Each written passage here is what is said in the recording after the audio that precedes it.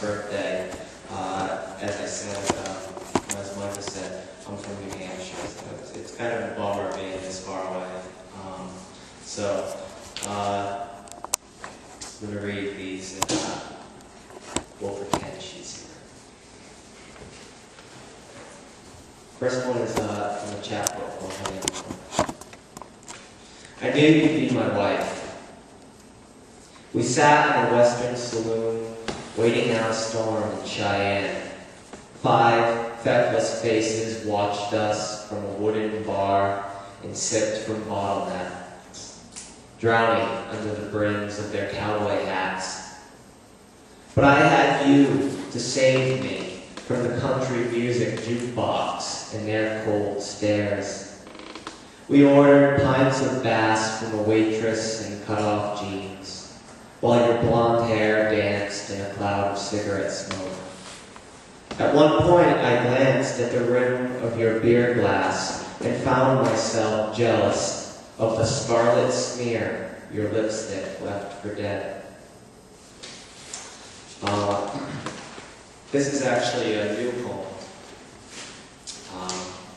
And then I'm going to read from my book after the honeymoon. Talk about that in a sec. This is called 3 Scorpion Bowls. I'm sure most of you have been to the Chinese restaurants. It's a drink where they pour just about every type of liquor known to man into one drink, and then see what happens when someone drinks it. Scorpion Bowl number 1.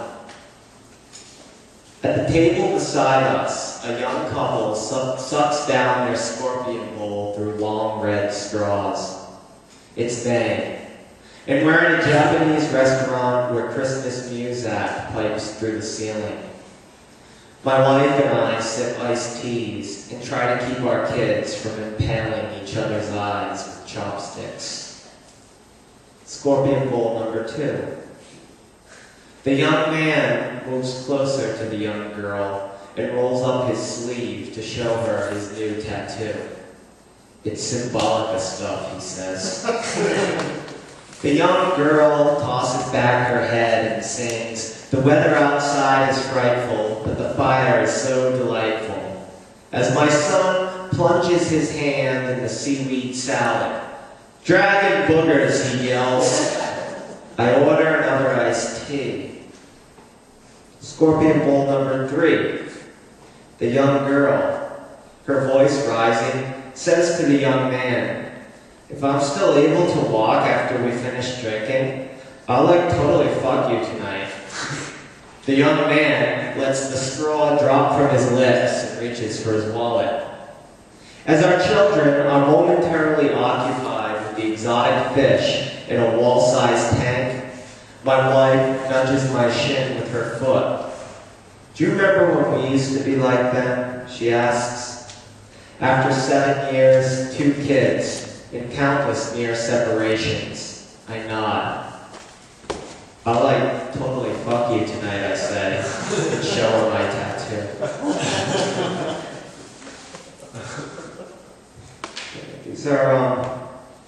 This is my new book. It's called After the Honeymoon. And thematically, it revolves around a sort of crash course in parenthood, being a husband, and trying to mature as a man.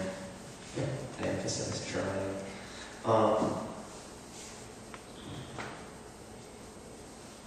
I'll start with, I read this last night, but hopefully foul language doesn't offend you.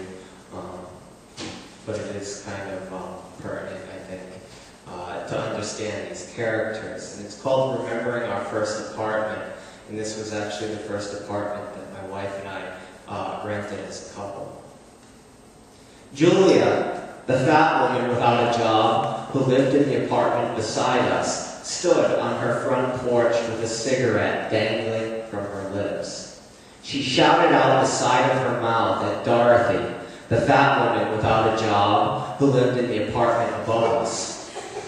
Julia told Dorothy to get off her fat ass and move that shitbox car so she could get out of the fucking driveway and go to the goddamn liquor store before it closes.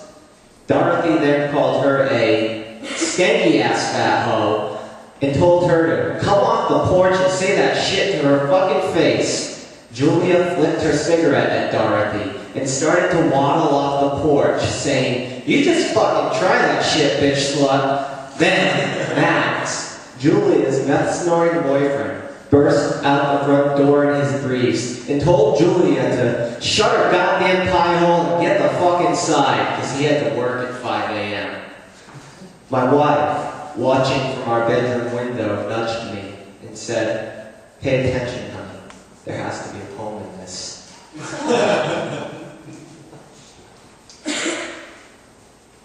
And this is one I've been reading a lot lately, and maybe we'll give it a rest after tonight so that Micah and Dave, who've been on this tour with me, don't throw me out of the car somewhere.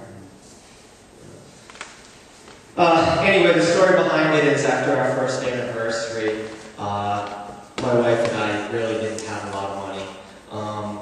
And the first anniversary is the paper anniversary. So this is the poem that I wrote as my gift to her. A paper arc. 1. It seems appropriate, 9 days before our first anniversary, cold water would leak from the ceiling in our basement. A problem we cannot afford to fix. So we set a mop bucket below the drip and watch and wiggle our wedding rings. Waterlogged, I build an ark out of old newspaper in case of a flood. 2. We never had a real wedding according to the rules of real wedding people. There are supposed to be invitations printed in calligraphy, banquet halls and plated chicken dinners, open bars and drunken uncles, and peach chiffon bridesmaid dresses. There's supposed to be a bridal gown, white like a new thought, lacy with a train and a veil to hide anxious eyes. There's supposed to be a wedding song and a slow dance. It's never supposed to rain. 3. The bucket is about to overflow, but we bought this house knowing I couldn't fix a leak. I don't own a toolbox. You're pacing the kitchen floor on the phone with your father.